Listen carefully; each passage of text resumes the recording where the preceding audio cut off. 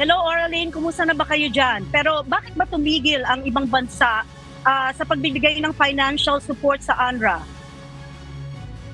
Marie, noong buwan ng Enero, inakusahan ng Israel ang UNRWA na ang ilan sa mga empleyado nito ay nag-participate sa abductions at killings sa October 7th raid na nag-trigger sa Gaza War. Bunsod nito, tumigil ang ilang mga bansa sa pagpondo sa United Nations Relief and Works Agency for Palestine Refugees in the Near East o UNRWA.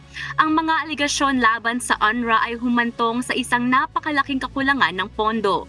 Ngunit ayon sa isang independent review, na pinangunahan ng dating French Foreign Minister, hindi nagpakita ang Israel ng kapani-paniwalang ebidensya upang suportahan ang mga pag-aangkin nito na ang mga kawani ng UNRWA ay mga miyembro ng terrorist groups.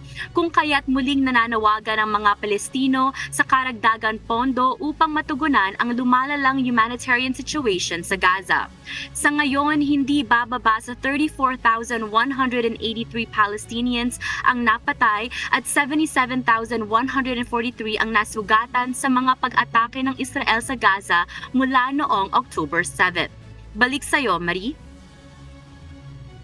Oo, Oraline, medyo malungkot na balita ito, no? Pero magkano na ba ang naitulong ng Canada sa UNRWA? Oo, Marie, although the Canada did stop for a time during the month of January sa pagpadala ng funding, nagdagdag ulit ito at patuloy na nag-resume yung pagdala ng funding. Additional $40 million in aid ang ibinigay ng federal government ng Canada for organizations that are helping those people in Gaza. Kaya ngayon, there's a total of $100 million na itinulong ng Canada para sa mga nangangailangan doon sa Gaza dahil nga sa mga kakulangan sa pagkain, sa tubig at iba pa. Marie. Oo, salamat, Oraline. Sana nga mapunta ito sa mga talagang nangangailangan. Salamat, Oraline Quijano, mula sa Toronto, Canada.